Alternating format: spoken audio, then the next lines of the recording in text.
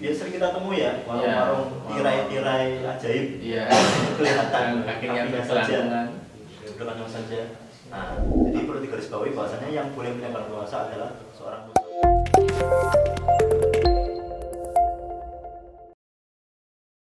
Oke, kemudian ada pertanyaan berikutnya. Ini mulai menyinggung pekerjaan-pekerjaan ya, profesi-profesi. Ya, salah satu di antaranya adalah profesi bakul ya. Penjual makanan. Penjual makanan ya. Ini yang sering menimbulkan aksi sweeping ya dulu ya. Iya, karena jual makanan siang-siang ya. Nah, ini ada pertanyaan, sebenarnya bagi umat Islam ya, boleh atau tidak menjual makanan di siang hari ketika bulan Ramadan, ketika puasa Ramadan itu sebenarnya boleh tidak sih?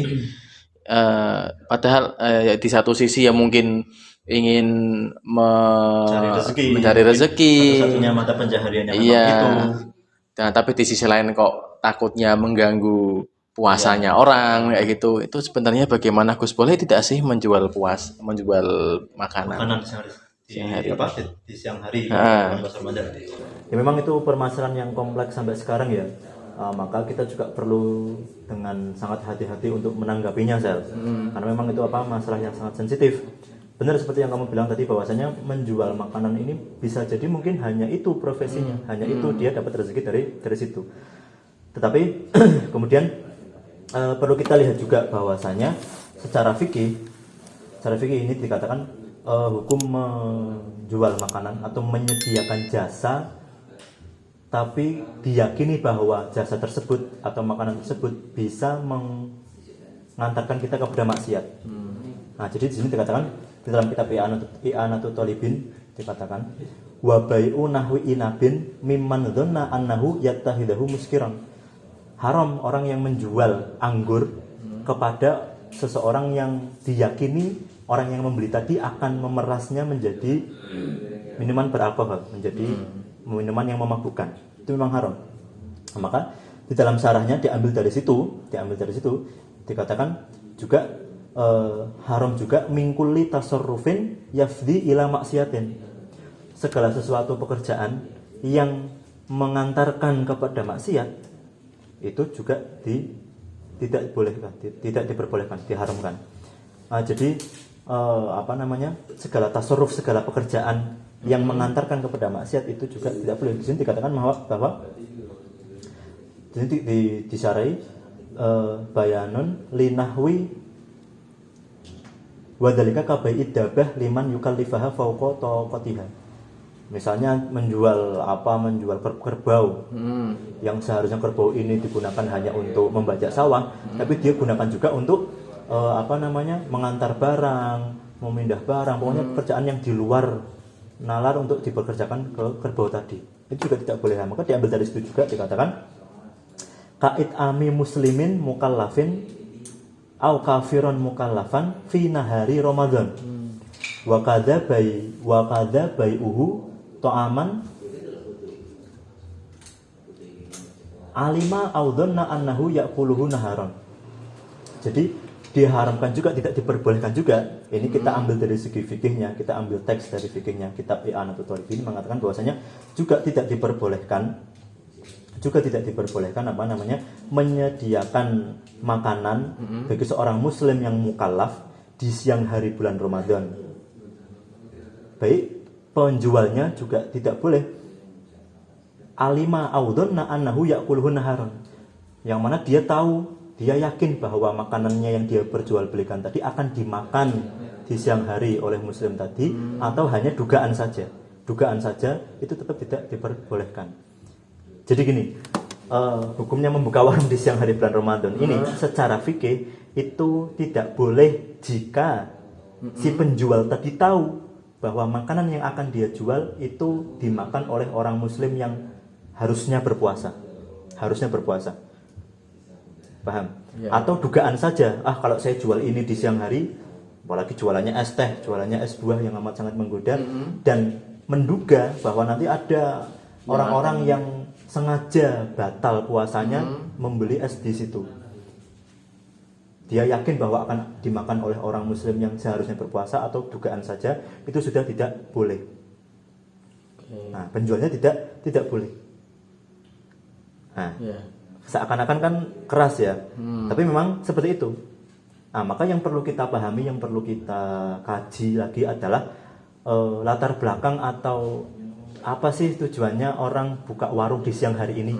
Kita ambil contoh rest area, penjual-penjual makanan di rest area, Sel. Yang lewat rest area ini biasanya seorang musafir atau atau bukan musafir, kebanyakan musafir, orang yang sedang bepergian. Orang yang bepergian tentu saja boleh untuk membatalkan puasanya. Maka penjual yang membuka warungnya di rest area meyakini bahwasannya yang makan di situ, yang membeli makanan di situ adalah orang-orang yang memang tidak harus puasa, karena seorang musafir.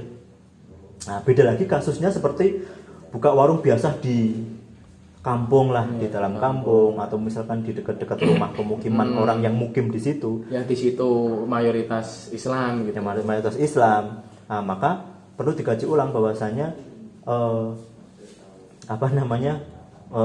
kalau dia yakin akan dibeli oleh orang yang harus puasa, harusnya puasa, atau dugaan saja, nanti kalau saya beli ada yang puasa tiba-tiba beli.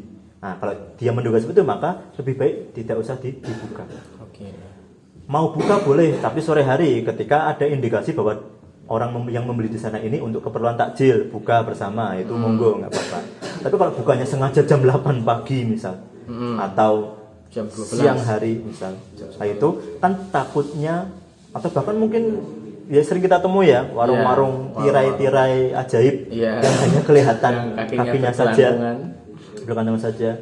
Nah, tapi yang perlu diperhatikan adalah ketika kita ingin mengajak dia untuk menutup warungnya, harus dengan cara-cara yang lembut.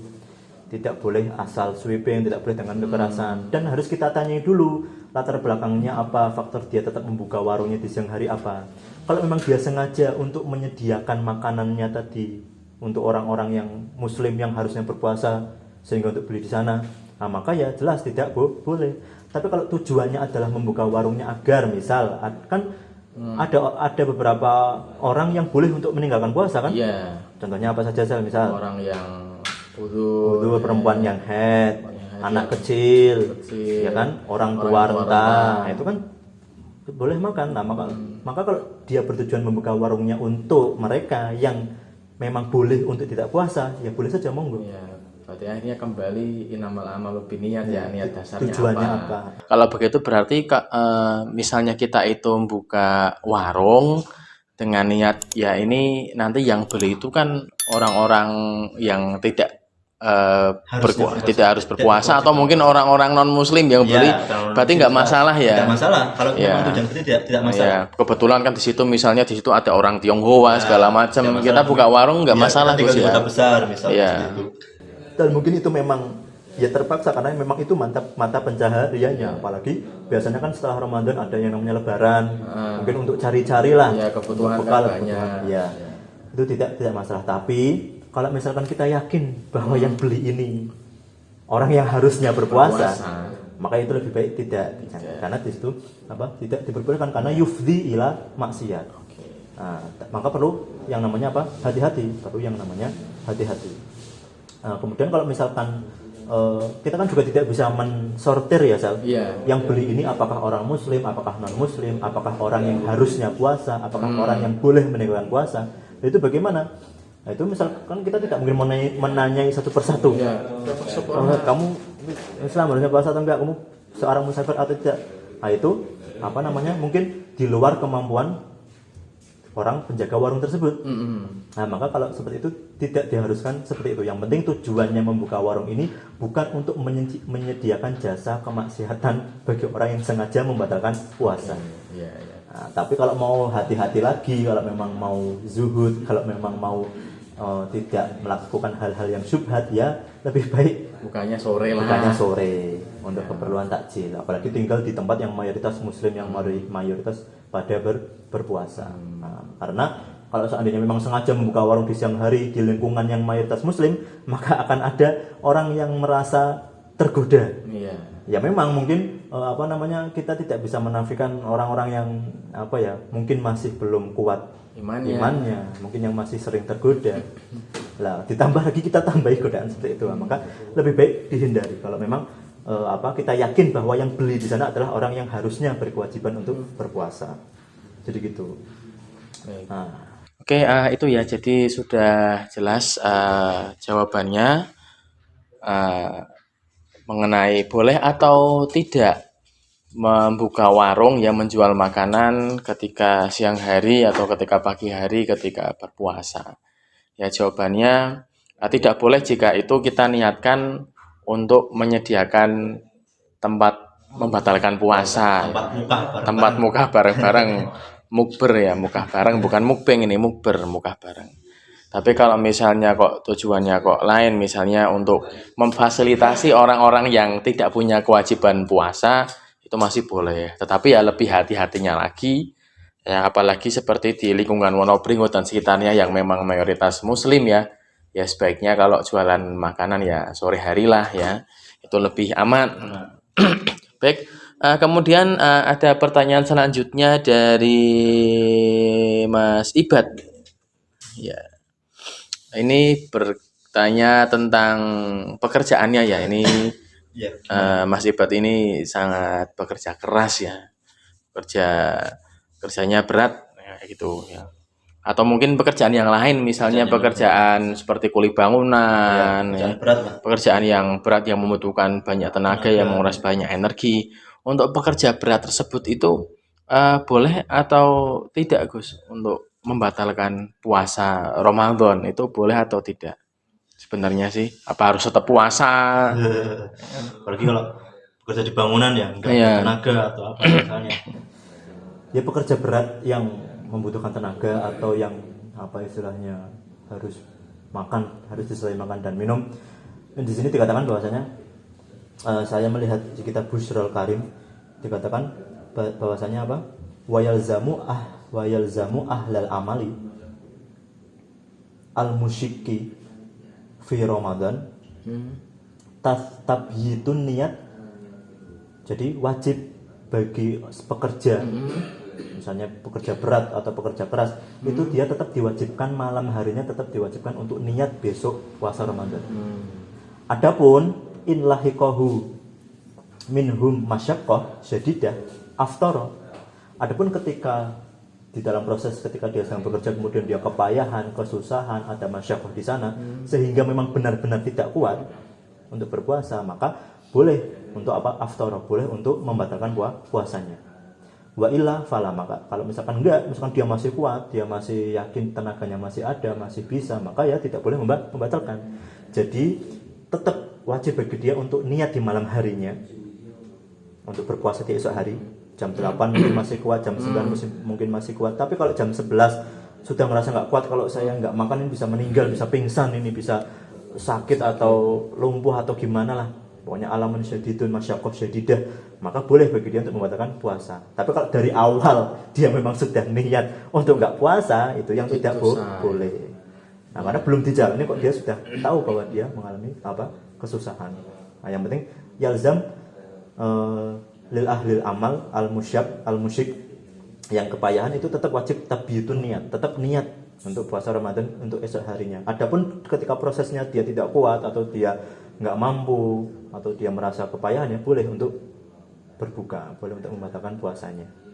Oke, berarti tapi tetap wajib harus tetap niat ya. Untuk para pekerja berat di luar sana, apalagi yang mungkin pekerjaannya hanya ada di bulan Ramadan misal. Ya, kebetulan misalnya dapat jobnya itu di bulan Ramadan dan pekerjaannya berat, tapi tetap harus niat ya. Tetap harus niat ya, karena puasa Ramadan bagaimanapun satu kewajiban ya. Adapun nanti kok ketika sudah dijalani kok ternyata tidak kuat, nah itu baru boleh untuk membatalkan puasa, tapi ya tetap dikodok ya. Iya, tetap dikodok. Masalahnya kan seperti itu, bagaimanapun ya, yang namanya puasa Ramadan kan wajib dikodok. Oke, Itu jawabannya bagi para abang-abang yang menjadi tulang punggung keluarga dan menjadi ya pionir pembangunan Indonesia dimanapun berada, bersama kuli memajukan bersama negeri. kuli memajukan negeri. Ya, tetap semangat ya. Tapi kalau kerjanya di kantor ber AC kemudian nyaman ya wagu itu saja membatalkan puasa. Yang dimaksud adalah pekerja berat ya. Allati fihi masyaqqah, yang ada kesusahan di sana. Oke.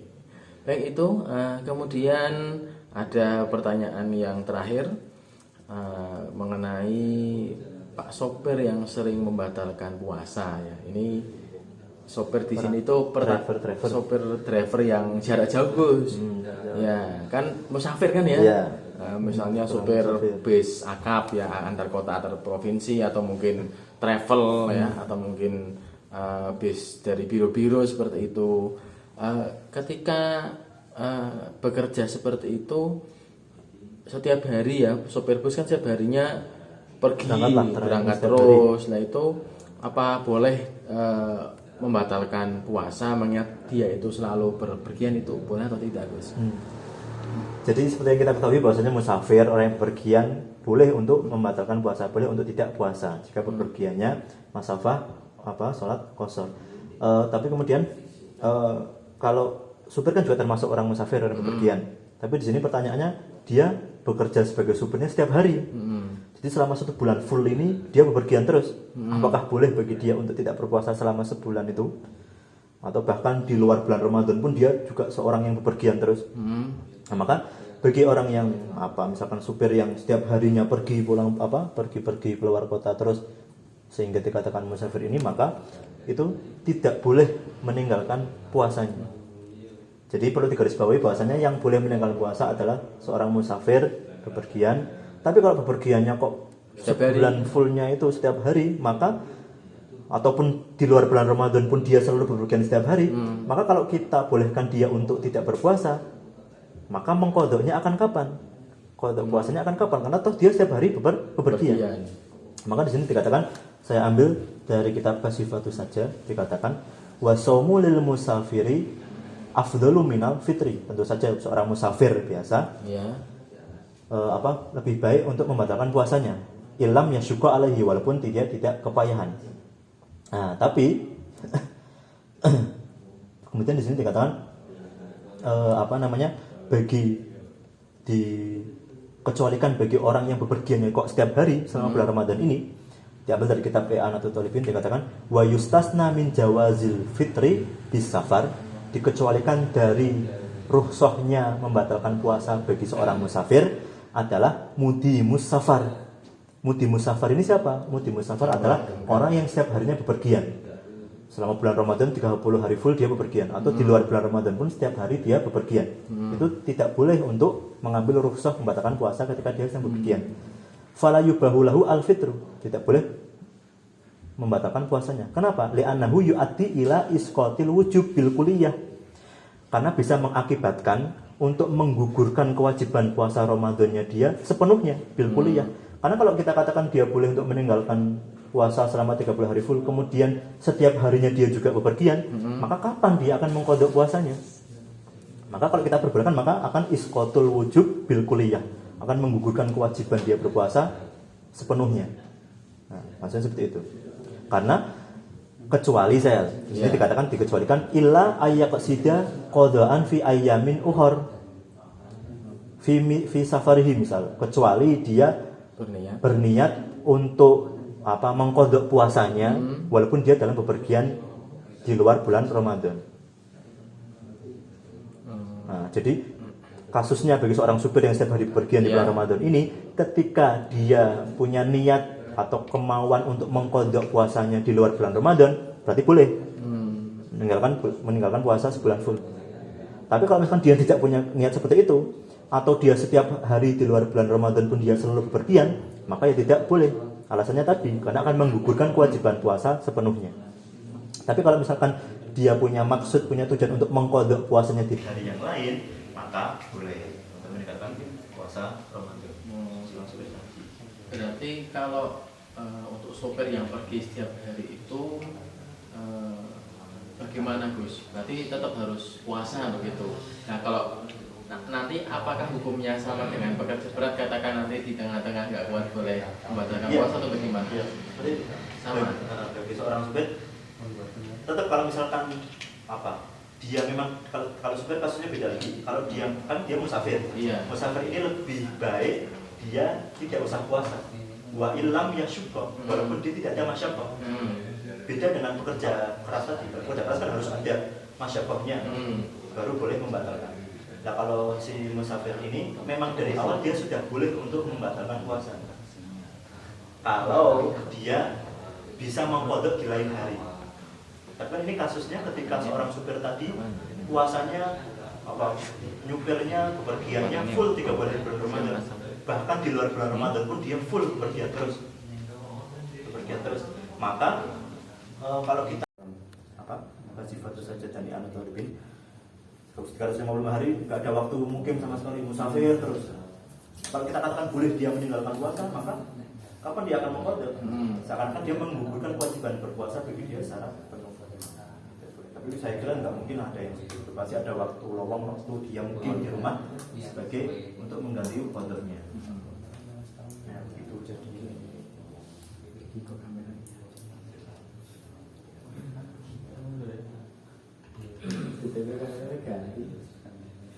Demo kerekam pernah sih terakhir?